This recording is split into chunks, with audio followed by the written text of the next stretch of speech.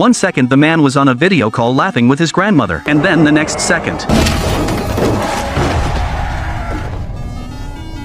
the entitled rich kid in the luxury car did not even bother to get out and check on him. Instead he floored it and drove off while the man was still down on the ground. What he had no clue about was that this hit and run was about to flip 3 lives upside down forever. The man was rushed to the hospital, and the Chable siblings immediately started pulling every string they had, wiping the surveillance footage from that stretch of road, sending someone out that same night to scrub every trace from the scene, then driving the car back and hiding it away in the family garage. But since that car was the chairman's most prized possession, the one he took out to races all the time, he took one look and immediately clocked the hairline crack on the front headlight. 어젯밤에 애들 다녀갔어?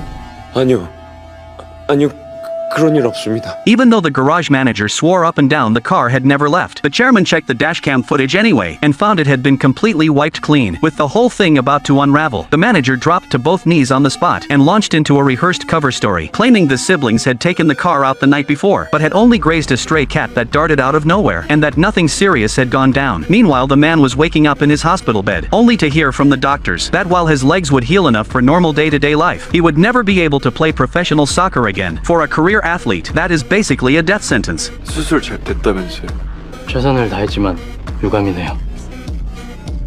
15 years of grinding through brutal training every single day, wiped out in one random accident he never saw coming. The man was absolutely wrecked inside, but what made it even harder to stomach was that the club dropped him on the spot because he could no longer play, and then turned around and hit him with close to $1 billion in contract penalties for a guy whose life had just been blown apart. That was a brutal gut punch on top of everything else. Desperate to track down whoever did this, he pushed himself hard trying to piece together the license plate number from that day, but could only pull up the first few digits. He went to the police station and asked them to pull the camera footage from that road, only to be told it was a complete blind spot with no coverage whatsoever. He gave them the partial plate number he had, and begged them to cross-check it against the vehicle registration records, but they shut him down cold and hid behind privacy regulations. Just when the man was completely out of options, he got an unexpected call from his grandmother's caretaker. 여보세요?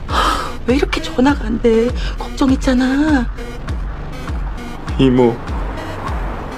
고생했어. 이제 다 괜찮을 거야. 안 괜찮아요. 증거가 없대. 증거가 왜 없어? 내가 보낸 거 못 봤어?